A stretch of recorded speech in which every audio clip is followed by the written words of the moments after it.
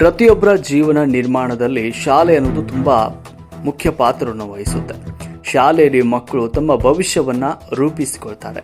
ಇದು ಮಕ್ಕಳ ಪಾಲಿನ ದೇವಾಲಯ. ಆದರೆ ಈ ಗ್ರಾಮದಲ್ಲಿ ಶಾಲೆಯು ಒಂದು ದೆವ್ವದ ಆವಾಸ ಸ್ಥಳವಾಗಿ ಮಾರ್ಪಡ್ತಾ ಇದೆ. ಮಕ್ಕಳು ಶಾಲೆಗೆ ಬಂದರೂ ಕೂಡ ಇಲ್ಲಿ ಸರಿಯಾದ ವ್ಯವಸ್ಥೆ ಇಲ್ಲ. ಕಾಡಿನಲ್ಲಿ ಬಂದಂತಹ ಅನುಭವ ಮಕ್ಕಳಿಗೆ ಆಗುತ್ತೆ. ಯಾಕಂದರೆ ಇದು ಹೆಸರಿಗೆ ಮಾತ್ರ ಸರ್ಕಾರಿ ಶಾಲೆಯಲ್ಲಿ ಯಾವ ಒಂದು ಮೂಲಭೂತ ಸೌಕರ್ಯಗಳು ಇಲ್ಲ. ಸರ್ಕಾರಿ ಶಾಲೆಯಲ್ಲಿ ಮಕ್ಕಳಿಗೆ ಕುಡಿಯೋದಕ್ಕೆ ನೀರಿಲ್ಲ, ಕೊಳವೆ ಬಾವಿ ಇದ್ರೂ ಕೂಡ ಅದು ಬೇರೆಯೊಬ್ಬರ ಪಾಲಾಗಿದೆ. ಆಟದ ಮೈದಾನವಂತೂ ಕೆಸರು ಗದ್ದೆ ಆಗಿಬಿಟ್ಟಿದೆ. ಅಷ್ಟೇ ಅಲ್ಲದೆ ಗ್ರಾಮ ಪಂಚಾಯತ್ ಶಾಲೆ ಕಾಂಪೌಂಡ್ ಕೂಡ ನಿರ್ಮಾಣವಾಗಿಲ್ಲ. ಭ್ರಷ್ಟಾಚಾರ ಮಾಡಿದ್ದಾರೆ ಎನ್ನುವಂಥ ಆರೋಪ ಇಲ್ಲಿ ಸ್ಥಳೀಯರು ಮಾಡಿದ್ದಾರೆ. ಅಧಿಕಾರಿಗಳು ಭ್ರಷ್ಟಾಚಾರವನ್ನು ಮಾಡಿದ್ದಾರೆ ಎನ್ನುವಂಥ ಗಂಭೀರ ಆರೋಪವನ್ನು ಸ್ಥಳೀಯರು ಮಾಡಿದ್ದಾರೆ.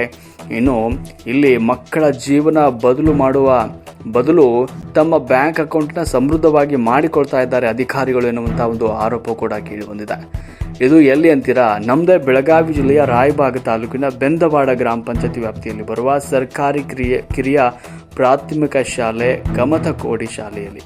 ಇದು ಯಾವ ಶತಮಾನದಲ್ಲಿದೆ ಅಂತ ಗೊತ್ತಾಗ್ತಾ ಇಲ್ಲ. ಯಾಕಂದರೆ ತುಂಬ ಹಿಂದೆ ಉಳಿದಿದೆ ಶಾಲೆ. ಅಧಿಕಾರಿಗಳೇ ನಿದ್ದೆ ಮಾಡ್ತಿದ್ದಾರೆ ಅನ್ನುವಂಥ ಪ್ರಶ್ನೆ ಕೂಡ ಇಲ್ಲಿ ಕಂಡು ಬರುತ್ತೆ. ಭ್ರಷ್ಟ ಅಧಿಕಾರಿಗಳು ಜೀವಿಸೋದಕ್ಕಿಂತ ನಿವೃತ್ತಿ ಪಡೆದು ಮನೆಯಲ್ಲಿರೋದು ಒಳ್ಳೆಯದು ಅನ್ನುವಂಥದ್ದು ಸ್ಥಳೀಯರ ಅಭಿಪ್ರಾಯವಾಗಿದೆ. ಒಂದು ಸಮಸ್ಯೆ ಅಂತ ಕಾಣೋದು ಯಾವಾಗದು ಸಾಧ್ಯವಾಗುವುದು ಅಂದರೆ ಭ್ರಷ್ಟ ಅಧಿಕಾರಿಗಳನ್ನು ಮನೆಗೆ ಕಳಿಸಿದಾಗ ಮಾತ್ರ ಈ ಒಂದು ಸಮಸ್ಯೆ ಬಗೆಹರಿಯಬಹುದು ಅಂತ ಅಲ್ಲಿನ ಗ್ರಾಮಸ್ಥರು ಆಕ್ರೋಶವನ್ನು ವ್ಯಕ್ತಪಡಿಸಿದ್ದಾರೆ. ಅವೆಲ್ಲ ಇರೋರೆ ಅವೆಲ್ಲ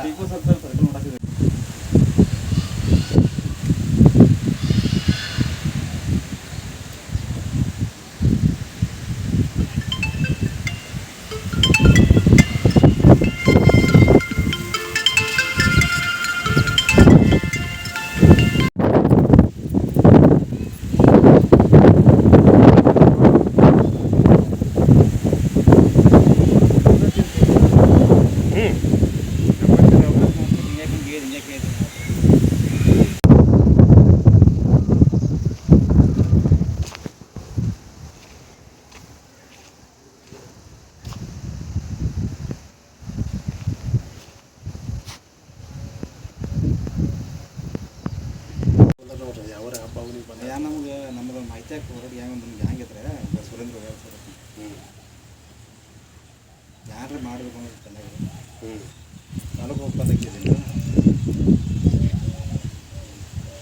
ಏನು ಮಾಡಬೇಕು ಏನು ಹೇಳ್ತಾರೆ ಯಾರು ನಾವಾನು ಮಾಡಿಸೋದ್ರೆ ಯಾರು ಹಿಂಬಾಲ ಬರ್ತಾರೋ ಯಾರು ಹಿಂಬಾಲ ನನಗೆ ಅಲ್ಲಿಗೆ ಅದನ್ನು ಗೊತ್ತಿಲ್ಲ. ನಾವೇನು ಹೋಗಿ ಜನತೆ ನೋಡೋಕ್ಕಾಗೋದಿಲ್ಲ. ಆಯ್ತು ನಮ್ಮ ಇಲಾಖೆನೇ ಬೇರೆ ಆಗಿದೆ. ಅಣ್ಣ ಹಾಕ್ಯಾರಿ? Yes okay. ಫೋಟೋ ಹಾಕಿರಿಲ್ಲ? ಯಾವ್ದು ರೀ? ಹಾಂ ಹಾಕ್ತೀನಿ ನೋಡಿರಿ.